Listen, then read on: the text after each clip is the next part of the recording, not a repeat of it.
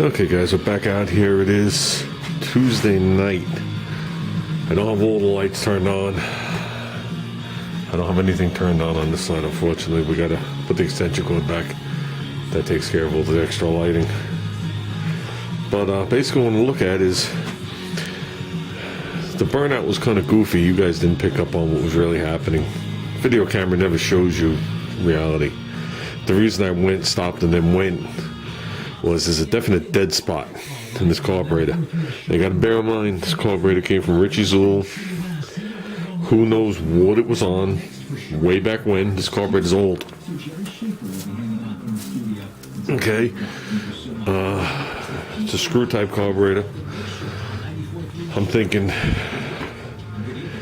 probably mid to late 70s, maybe early 80s, max. Done. And a lot of those cars launched at 4,500, 5 grand, 6 grand. Okay, and then as soon as they dumped the clutch, they would accelerate. So with that, they didn't need off-idle acceleration. So, and it's going to be very hard to see because I got no lights on here. But you have the 2 screws here. Okay, here's your accelerator pump lever. Here's the accelerator pump arm and the accelerator pump. But behind these 2 screws is a cam. And you can buy different cams and they all have different shapes, depending on if the car has a very low idle. If you have a very low idle, that means the throttle blade's closed more. So the shape of it's different, so when you move it, it works right away. And if you have a very high idle, like the car idles at 1800, it's going to be moved further, so that hump would be wasted, so they delay it. Okay? Now, you could do that with the shape of the cam. You could do that by using the different screws. Okay, there's 2 screws here, number 1 and number 2, and then the cam itself has 3 holes. So you have a lot of things to play with just with the stock shape. Right off the bat, this is on number 2. That delays it. Number 2 is for above like 1,000, 1,100, right off the bat idle. Okay? Like my wagon idles at 1,700 out of gear, and it'll idle when it's warm around 1,200 in gear. Okay? But that's also 2 carburetors. I did a lot of tuning to those carburetors. Okay? Things to check is, how stiff is this spring? Is there any kind of air gap in here? When I first moved the throttle, I see the accelerator pump moving. Okay? But the question is gas coming out? Now, this is the old... Okay, we'll have battery issues. So, like I was going to say, when you take the accelerator pump, the diaphragm off, this one has the check ball and the little piece of flat wire. The newer carburetors have the little rubber one-way check valve, reed valve. Okay, so you got to make sure that ball actually seals, because when it's in its relaxed position, the ball hangs down and that chamber gets full of gas. When you go to accelerate, that ball slams closed and there's a separate orifice that it comes up, goes through a channel, and sprays down the squirters. Okay? Now, where the squirters are in the carburetor, there's a little needle, like a needle in seat. Okay? When the fuel comes up, it lifts that, sprays out the 2 discharge nozzles. When the arm comes back the other way, that needle seals. That prevents you from sucking air back in. So if you suck air back in and then you go to squirt it again, you're going to blow air out. You're not going to get your full shot. I also know the pumps are very large, or the squirters are very large on this carburetor. We were going to get around to changing that there in the 40s somewhere. I don't remember if they're 44s or 47s. This would really be around the 31-ish. Okay, let me get rid of this screw. And let's grab this with 2 hands.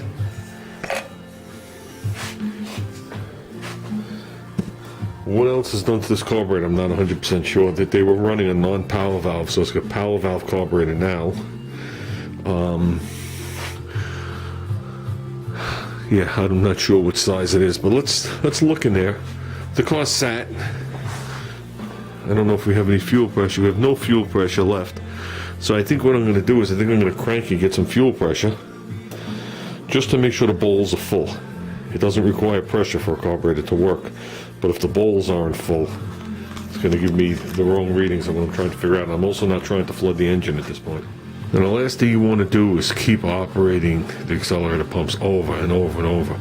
flooding your engine is the least of your worries. When it does make it down there, okay, depending on how many times you do it, if you do it, 200 times, you can hydrolock it, but it does wash the oil off that cylinder. And then the engine has to start up, the oil has to whip around. I see a problem right off the bat. Okay.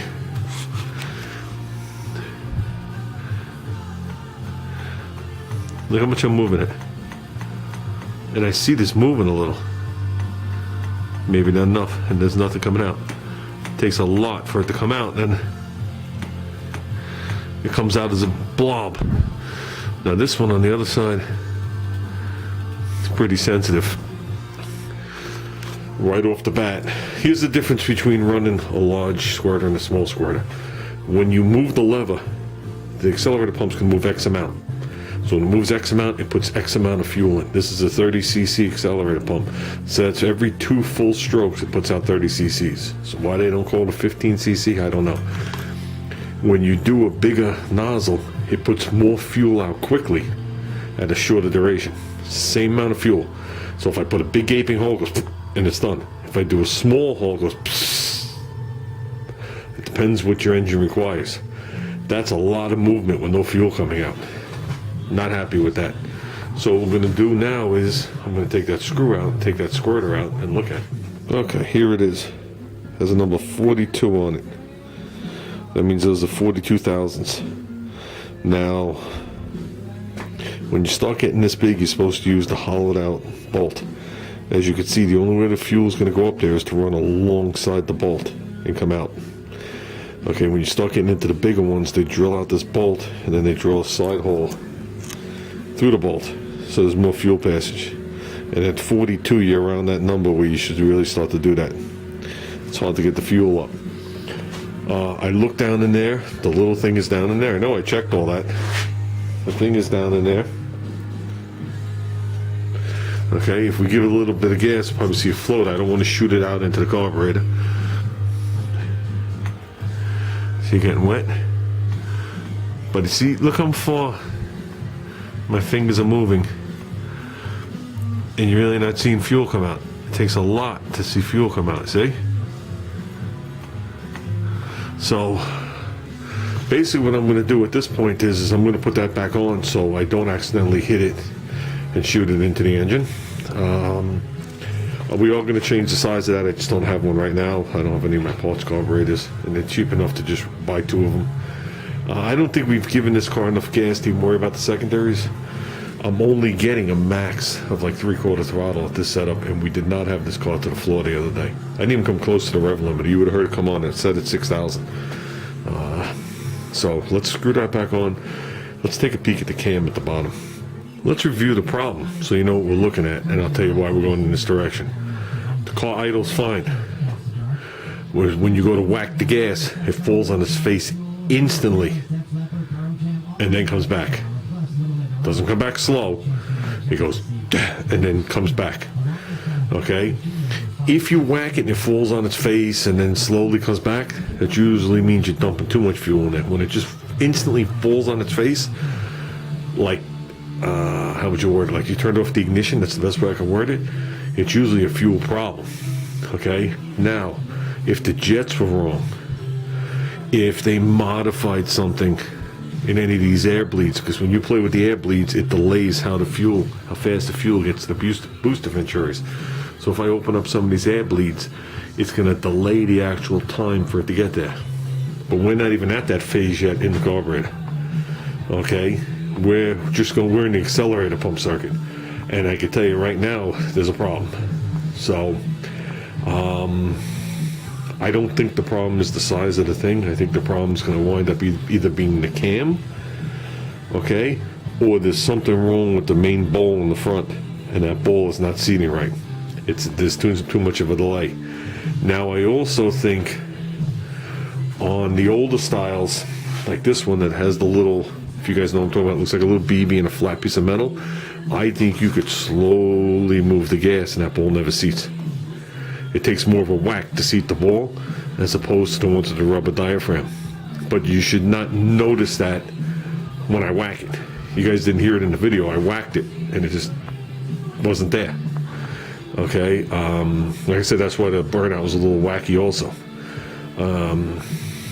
So let's take that off, look at it. I want to see if it's an original one. I don't have my book with me to look at the shape of it. I want to look at that one. I never looked at this one either to see what number this one was on. Like I said, these are all things you fine tune for different applications when you run into problems. This one back here is on number 1. I know you guys can't see it. This one's on number 1. So the back one's probably fine. We just never got that far yet. Let's work on the front one. I really have nowhere to put the camera, but basically what I'm going to do is, like I said, I have nowhere to put the camera. I'm going to take out, maybe you can look at it sideways. I'm going to take out this bottom screw. It might be dark in here, I really don't know. Like I said, I'm not backlit, and I don't want to lose the screw over a camera shot, even though it'll just fall into the valley there. So this is, we're in slot number 2. Okay, now I don't know what hole we're in on the pump yet. Remember, everything you do, you have to readjust the accelerator. So with that, you gotta come in from the back. I can't really see. It popped off already. And then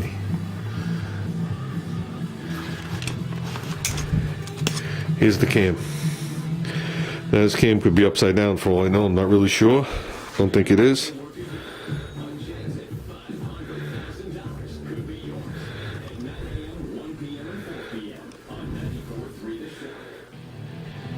Well, it was either in the upper hole or the lower hole. So those are the two that are used. And this is the way it sat in the car. And you can see it's been rubbing there for its life and never back to you. This side back here is numbered. I can see the 2 and the 3, and there's the 1 next to it. I don't know if you guys can see that or can't see that. Yeah, it might be good. So here's what we're looking at. There's no numbers on this side, they're on this side. This shows the numbers in right side. They're right side up. If you flip it, the numbers are upside down.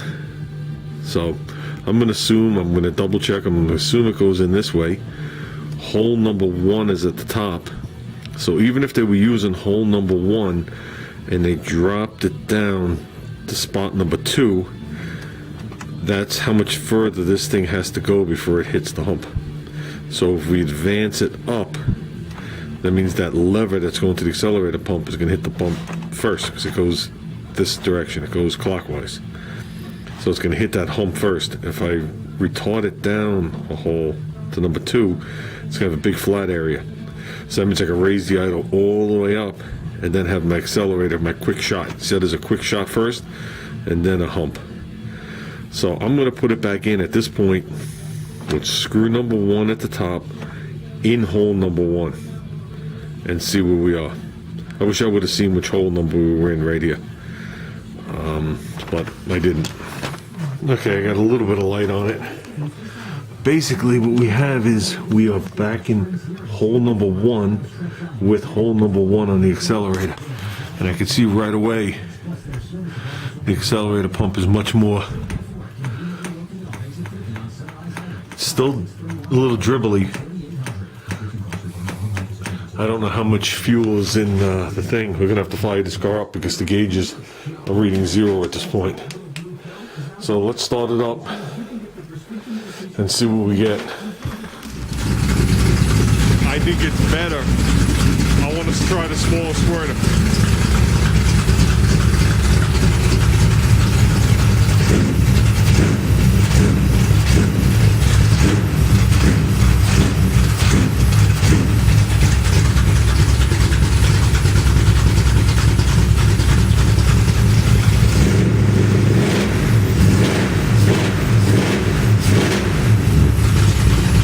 I think it's off a little.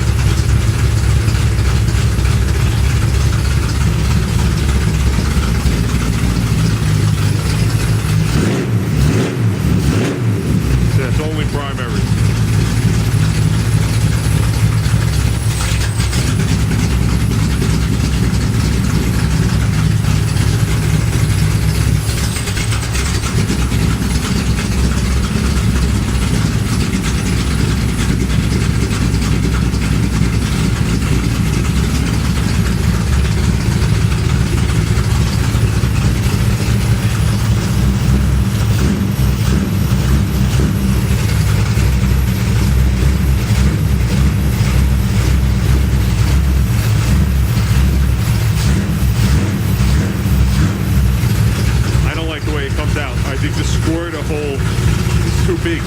It's not spraying, it's dribbling out.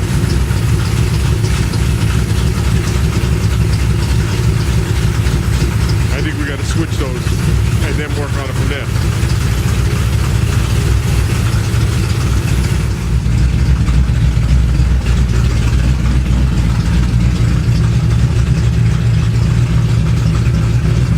There you go. Oh, there are his shoes.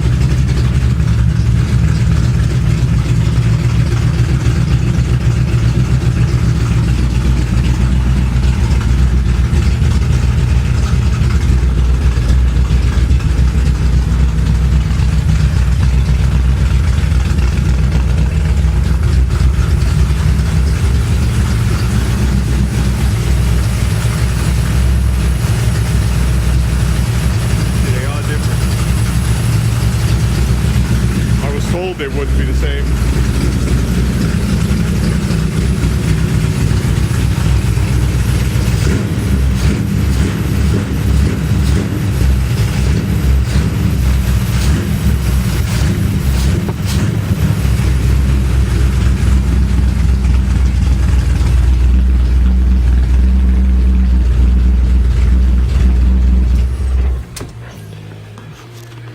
Let's go get some air.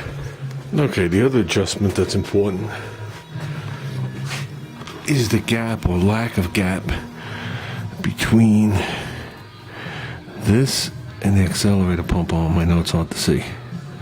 Okay, so this arm swings on a pivot. It's driven by that cam that we adjusted. Okay, and everything you do, you got to readjust this. Even if you're playing with your idle, you got to be careful. It goes from one engine to another. Basically what's supposed to happen is you're supposed to nail the throttle and you're supposed to be able to put a 15 thousandths feel gauge in there. Some people make the mistake of putting the 15 thousandths in while it's at idle. And then when you move this, there's a delay. That's 15 thousandths. Now a lot of people will set it up and go like this and put the 15 thousandths in there. Now obviously I could wedge a 90 thousandths in there if I'm moving the arm, and that's exactly what I'm doing. The arm is definitely going down. That's not the correct way to do it. Let me make that clear. We have to nail this to the floor and then check it, because you need a little bit of play in there. Okay? Basically what you're doing is, it's not play. You got to make sure that the arm can still travel a little bit further so you don't bottom out the diaphragm and destroy it. So there's a couple ways to go about this. Nice way to do it is just take something or have somebody nail it. I'm not going to be able to nail it, check it, and do everything with the camera on. That's going to be possible, so we're going to turn the camera off. Can you guys see this? I'm not going to keep doing it. I don't mind holding it to one time. I'm not going to flood my motor. I got it nailed. I can take the 15 thousandths, I don't know if you can see it or not, and I can put it in as soon as I find it. Give me a second. There you go. It goes in and out with some resistance. I could still move the arm down a hair. That's what you want.